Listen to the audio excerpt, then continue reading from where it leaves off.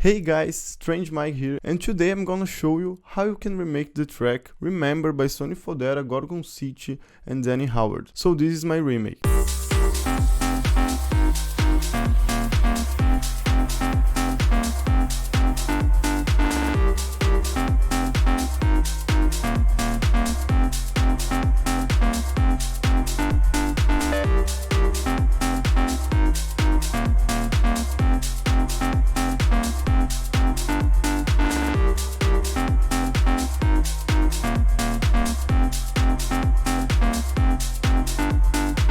So I think it's pretty close. We need to remember that we'll never get the exact same sound as the original when remaking a song, but it is good enough to learn a few tricks. So I hope you learned something from this video. If you wanna buy this project and a folder with all the samples, just send me a DM on Instagram so you can use it to learn or whatever you want. So I'm gonna start with the drums and then we'll go to the bass line and the lead. They are combined together, and the other effects on the track. So this is the main drum loop that plays along the track.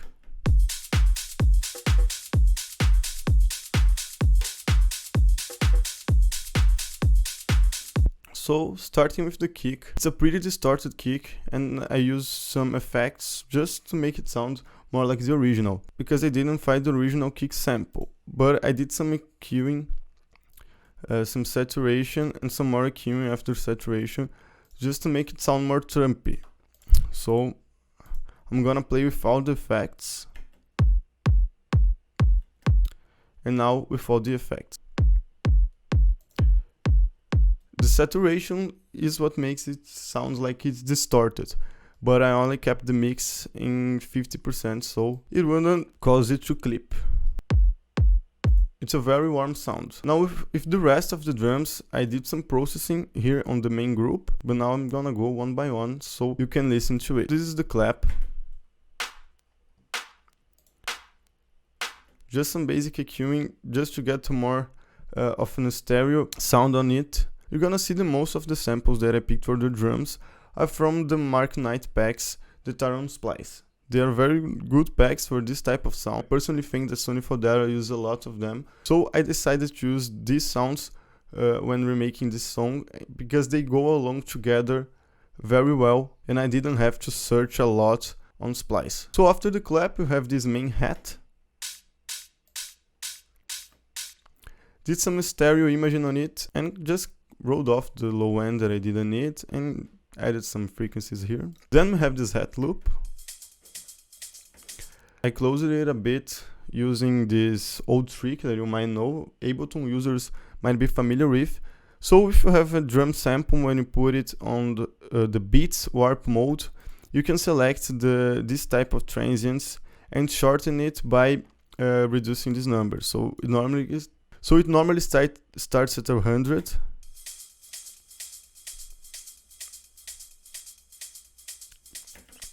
And I reduce it to around 50. Just to get a little shorter sound, and this is just to blend the sound together with the other samples. Then we have this other hat loop that I also shorten it, so it originally sounded like this.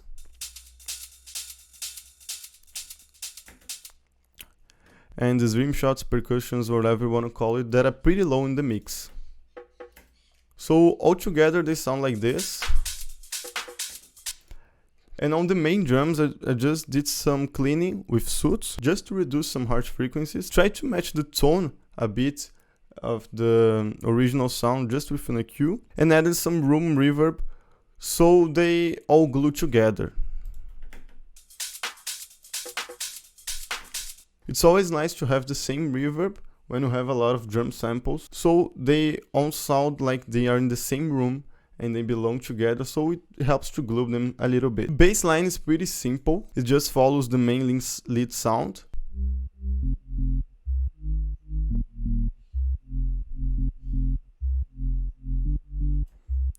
The only difference is that we have this reverse tone that I sampled from the original, that played this groove with the kick.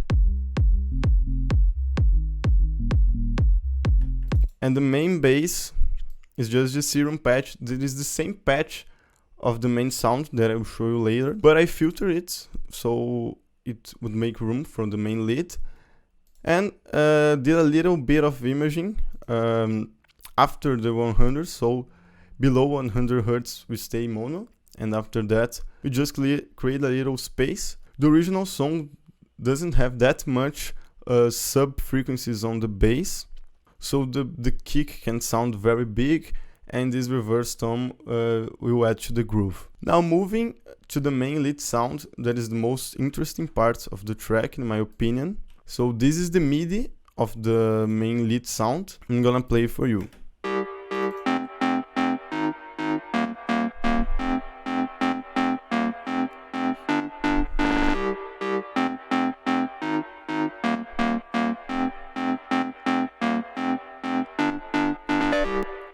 It's a pretty iconic sound in deep house. It got really famous in the song XTC by Solardo. It's pretty dirty, I like it a lot, and it cuts a lot through the mix, so this is the main sound of the drop. In this song the bassline just supports this sound. That's why the bassline is so simple. So I'm gonna turn down all the effects here on the chain and start with the serum patch. There are two main things that make this sound unique. The first one, that one of the oscillators is at +7, so it plays a fifth above the first one.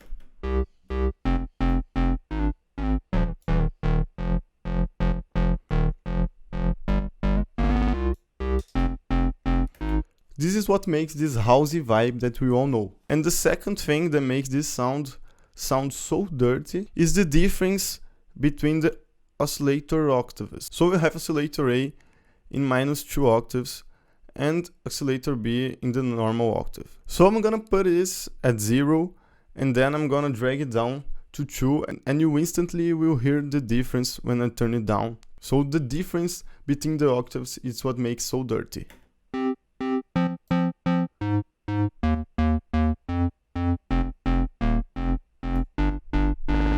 And when choosing the waveform, I use the square wave because it's the dirtiest and the sound is pretty dirty.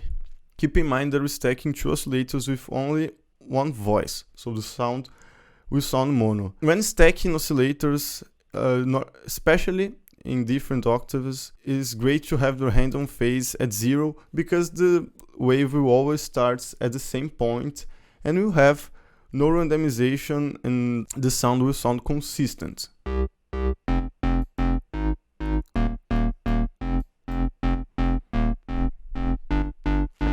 There will be no differences when you play in the MIDI. So this envelope 1 is just for the volume, and I just added this low pass filter just on the B oscillator that is the highest in pitch, just to get rid of a bit of the harsh frequencies, in the beginning so we can process it later and it won't sound aggressive to the ear.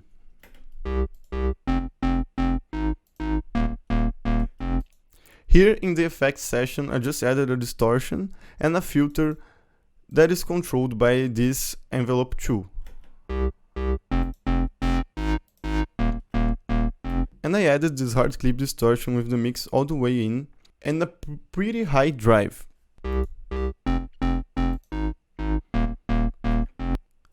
And I used some low pass filtering on the distortion before it starts to act, so it doesn't distort the top end of the sound. This will help us in two ways. The first one is that it will be easier to mix the sound later, and the second one is that it will sound more analog because analog sounds have less higher frequencies. If you didn't EQ it, and with the EQ. So getting out of Serum, the first thing that I did was just run an EQ to the sound, take out the low frequencies that the bass is already playing, just trying to match the tone a little bit to the original. Then I added the radiator. It's a pretty good tool to make things sound analog because it acts like an analog preamp. So I added a lot of the bass and the treble boost, kept the mix all the way in, and turned down this noisy option that we have here because it adds noise that I didn't want it. you can already hear that it makes it pretty aggressive, and that's what we want. And then I added this imager because it's the main sound on the track, so we want to fill up the space with it. So I added this imager because the sound was mono.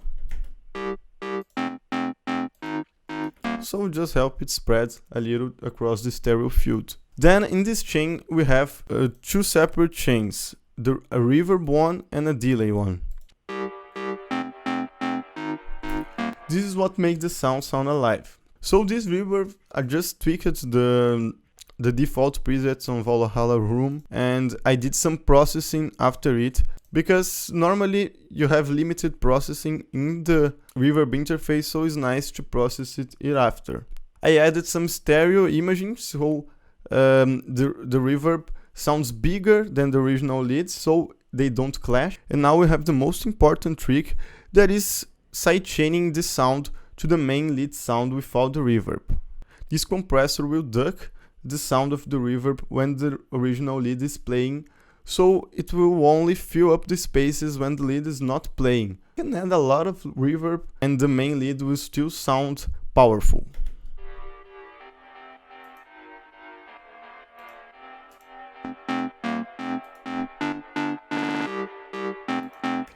And then I did some more EQing. I didn't need all the top end and all this low end. I like to use Pro Q3 on my reverbs, so I have more control than with the built-in EQs of the reverbs. And with the delay is almost the same thing. And with the delay is just the same thing. I added some slap delay and the same compressor and the same EQ afterwards. And then at the end of the chain, I just EQ it a little bit more just to match the tone when mixing.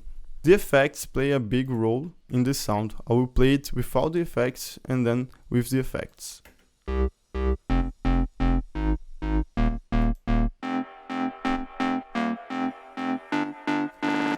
When making these distorted sounds, be careful with the top end right at the beginning, so it won't mess and you won't have to clean it in the end. And for sidechaining, I used the shaper box, but I didn't use the mixed at 100% because it's the lead, is not the bass. At the bass, on the bass I use it at 100% because we don't want the bass clashing with the kick. But when it's the lead and it's the main sound, you don't need to put it at 100%.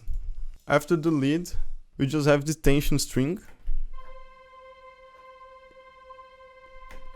that plays the root note of the song just to give it some atmosphere, and I sampled this vocal.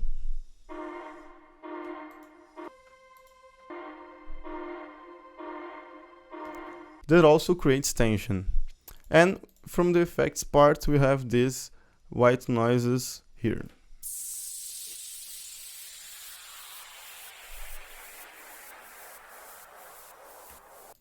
So this is my remake of the track Remember by Sonny Fodera, Gorgon City and Danny Howard. I hope you guys liked it and learned something from it. If you wanna buy the project, just send me an Insta DM, the links will be down below. And if you learned something from this video, please consider subscribing and hitting the like button, that will help me a lot. So peace, see you guys on the next one, and I'll play it one more time for you.